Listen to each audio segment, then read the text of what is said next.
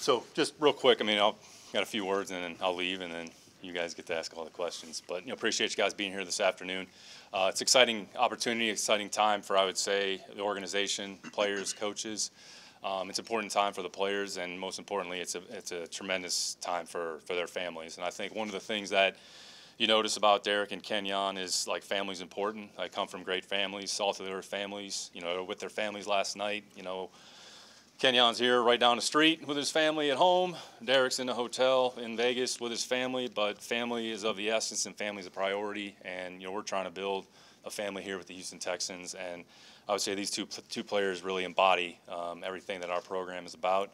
Humble, hardworking, soft-spoken, just want to show up and do work, which is how we're trying to build the program, and I'd say that's what these two players are about. So I'm sure you'll enjoy speaking with them. We're excited that they're here. I think they understand what's in front of them.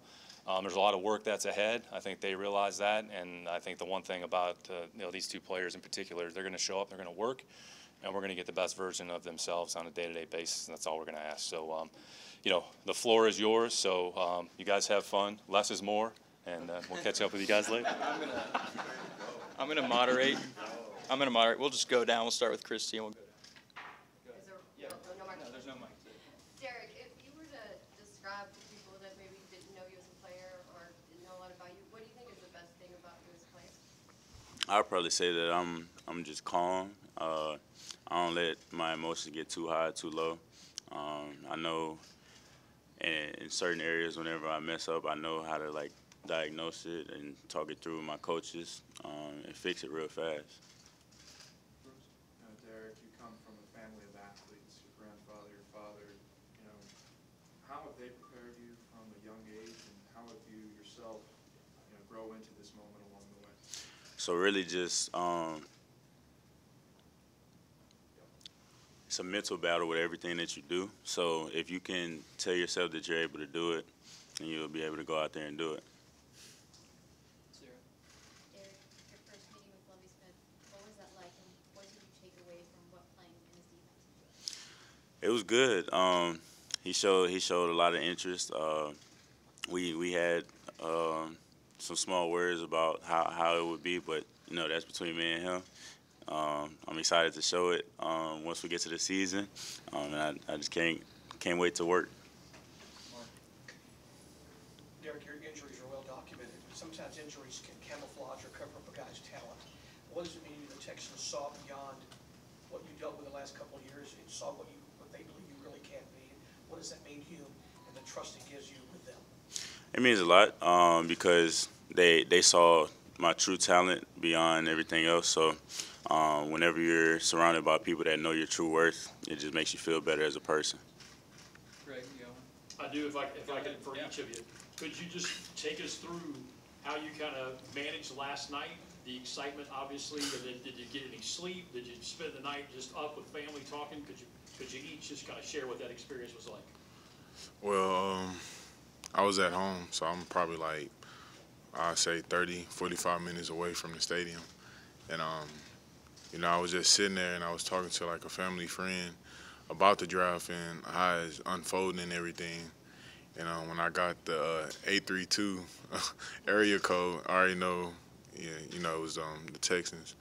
And sat there, I was shocked. I was just truly just thanking God, for this opportunity, being here, being able to, stay home and play for my city.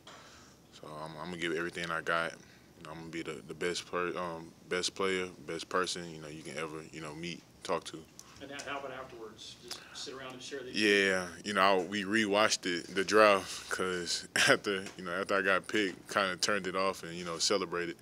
But just going through that moment again, seeing it, seeing my family, enjoying it. So that's all I cared about.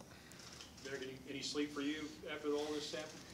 I mean, it was a long flight, but we're here. I'm excited to be here. I'm excited to get to work. Aaron. Derek, to follow up on Sarah's question, what kind of advice has your family and some of their experiences in football, what has that meant to you?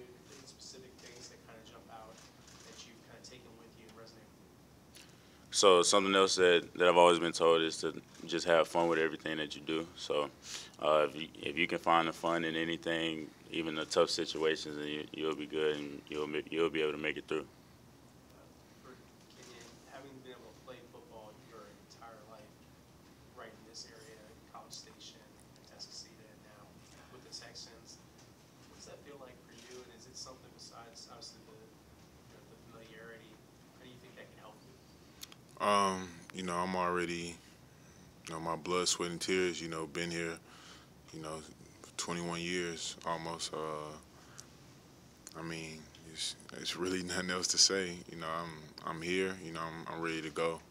So, you know, whatever that takes, what we need to do that, you know, I'm willing and ready. Cool. This is for both Derek and Kenyon. Both you guys were three-year starters in the SEC, gone up against talent that some people consider as a semi-pro type to the NFL. Do you feel like having that experience of going up against those type of players maybe it's better prepared you for some of the talent you're going to see very early on at camp? Nah, for sure. I feel like SEC, you know, you got to be prepared and ready each and every week because you're going against somebody that's, you know, on your same level or even higher. So, you know, you got to match it and you know, make sure that, you know, you focus locked in, like mentally and physically. Derek, same thing.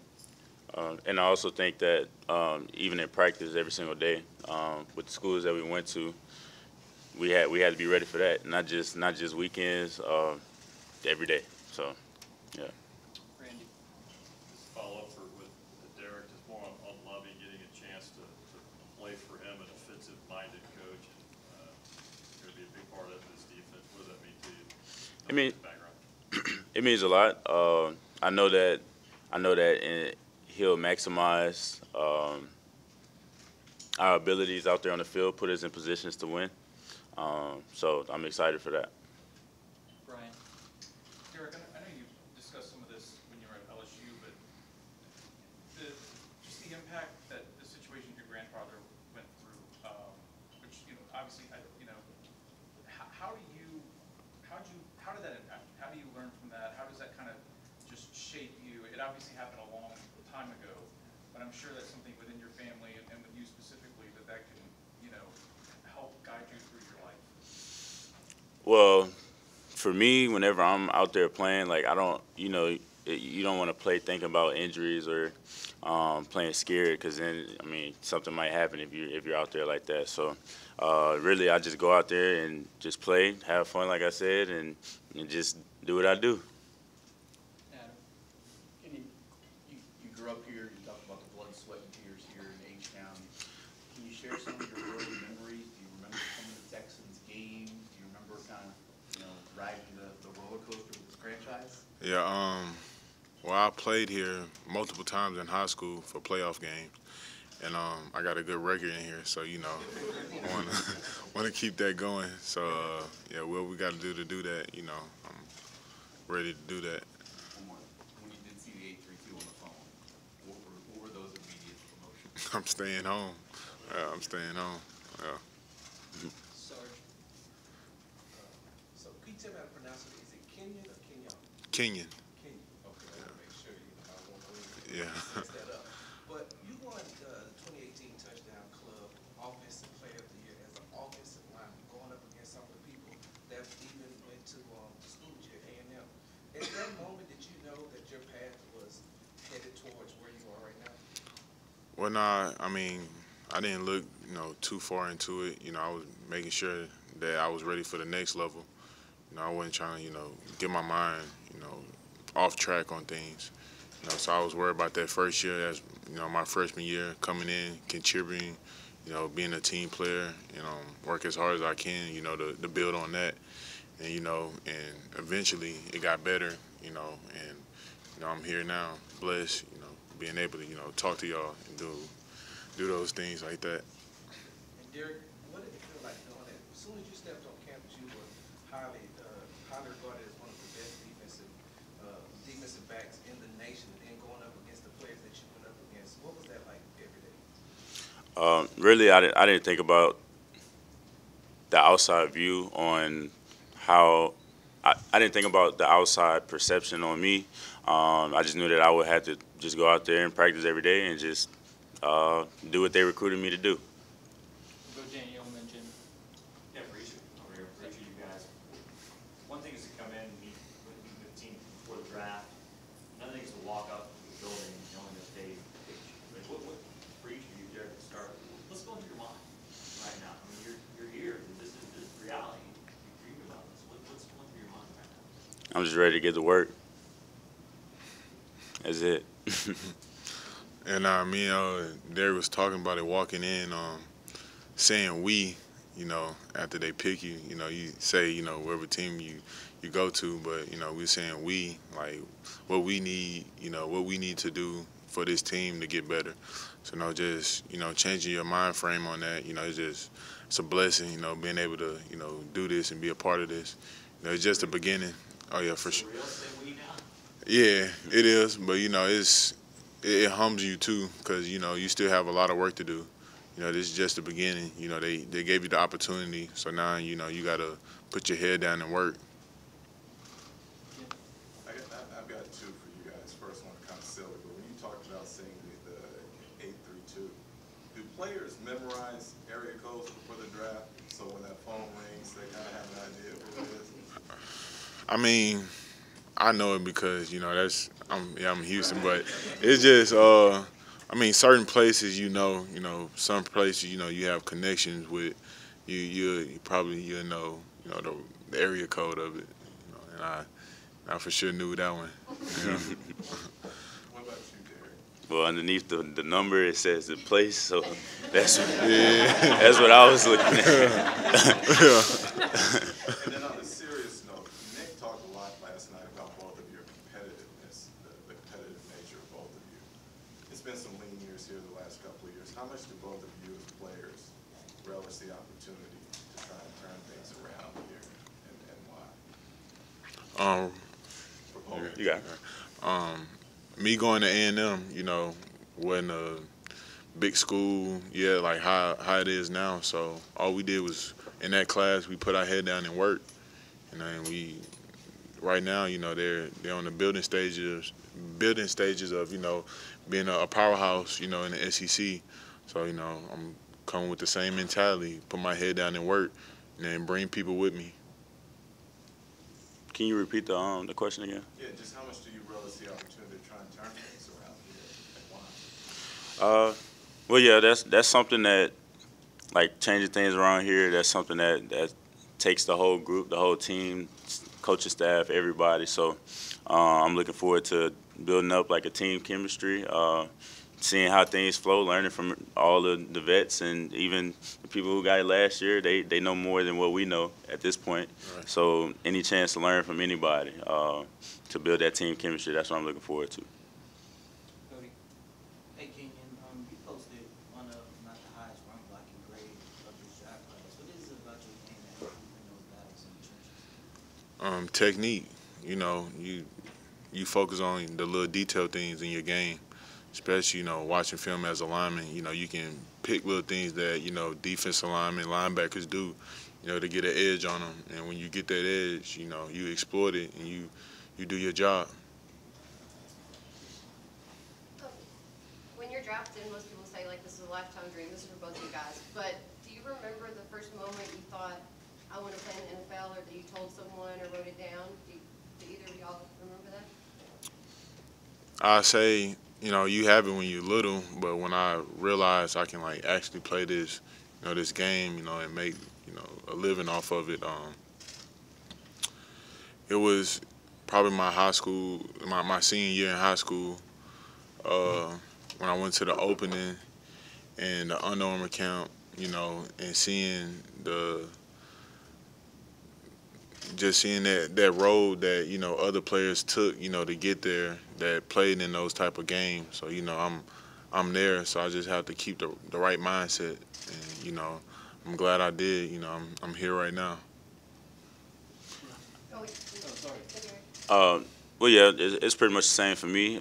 So as a little kid, you had those big dreams, and then it was a certain point, kind of like near in high school, that I was like, okay, I can really do this. So then that's when it really set in, really started working for real. Kenyon, you mentioned, walking in and being a part of the team rebuilding and last night. You mentioned that Lovie Smith had talked to you and said, y'all were both from Texas, and you said that hit you. In what ways does that kind of contribute to you being a part of the team and helping a team get back to where it could be? Yeah, just seeing, his pedigree, what he wants in his players, what this organization wants in their players, and I feel like I met that, and we had conversations when I came on the visit here, that the possibilities, things that we could do here. So, I'm ready to work, and get there and get to that point because I can see it in the future for sure. Sarah. Do either of you know what number you're gonna wear? Even thought of that? Well, I talked to Coach about it, so hopefully I can get it. Yeah, I'm trying to keep the same number if nobody have it, but You already got the necklace. yeah, I know. That's what I'm saying. Yeah, probably upgrade it a little bit now. Think about this family, think about your family, both your parents being college athletes. How much did that help you and instill kind of what it takes to be a winning athlete? Oh yeah, for sure. My dad coached me since I was a kid, so just him installing the game into me, and just taking that time and that care, just being my coach throughout those years, really grateful, to have him, be able to, talk to him about the game. My mom, she's more academics. Yeah, she was she played volleyball, but she was more academic, so I had to make sure them grades was right, or it wouldn't be good at the house. Mark. Kenyon, Jimbo said last night, you're one of the all-time greats he's ever coached. More importantly, one of the best human beings he's ever coached. How does that hit you when you hear that coming from Jimbo? That hits home right there. That's great, to hear that from your head coach. He sees you, when you're down, when you're up. So I appreciate that, and I'm grateful, to have him as my coach. What was it like watching the emotions of your family last night? Exciting, seeing, all the hard work, they put into me, all those years, seeing, the tears of joy, just the excitement, I was happy, seeing that. It made me want to just get out there and work out, really. I was sitting there just shaking, like ready to go. We've got time for 2 or 3 more. Cole? Kenyon, at your pro day, Jimbo said that he believes that you can be an all-pro guard, the potential of being a tackle, and that you could be a part of the class that joins the 4 other first-round offensive tackles who went from Texas A&M. What does it mean to be able to join that group of people and maybe start a new tradition of being the first-rounder in this new era? Yeah, it was crazy because on my recruiting visits and everything, it's like we have a plaque like boards, and it has like the first round on there. And my dad made me take a picture in front of it when I was a recruit there, so I can finally say I'm on that board now. Adam? Derek, you talked about, you didn't worry about the outside perception, when you were leaving and heading to LSU, but the words you used about you was a prodigy. I read that you had like pass routes on your bedroom wall.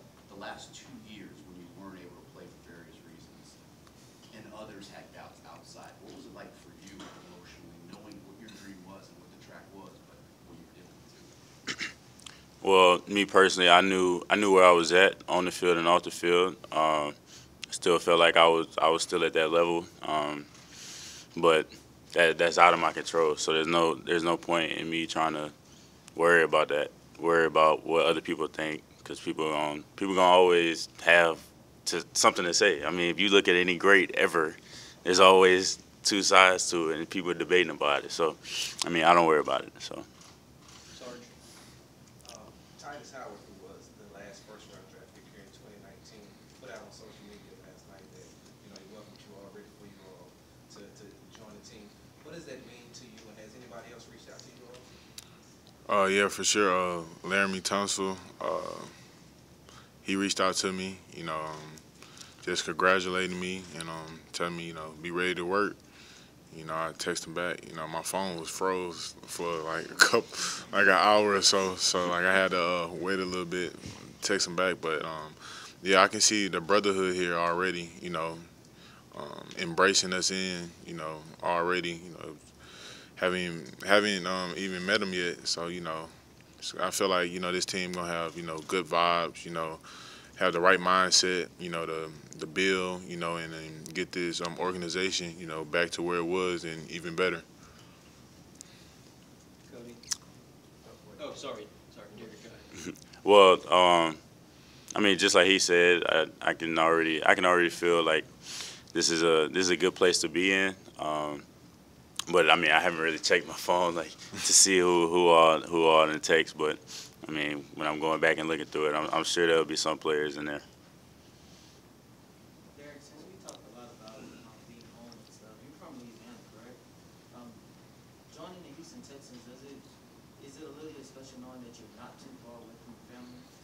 Yeah, I mean, it's not too far. It's not too close, so it's good. It's good. I'm glad I'm here. We'll do the last one for Brooks, and then we'll take pictures. First game, you said your phone froze, so like lots of stuff was coming in there. Yeah, like my Instagram froze. I couldn't text nobody. Like I put my phone down and just enjoyed the moment after that. Like I couldn't even do anything on my phone. So I'm guessing, question for you both is, like, as the last day has gone through, I mean, what are the moments that, whatever's happened the past 24 hours, that help you realize the moment that's ahead, how y'all are expected to contribute? Y'all zoomed a little bit with some of the people at Miller Outdoor last night, so what were some of the things that hit you? Right, just talking to the staff and everything on the phone, just hearing it in their voice, how excited and they mean business. And I'm coming here, this is business. This is a job. I'm gonna take this, with everything I have. Can you restate that like in a different way? Just what, like in the last day, stuck out to you that shows you how much expectation there is for you coming here? Oh well, yeah, just like he said, it's a business. So like, just got to come here and work.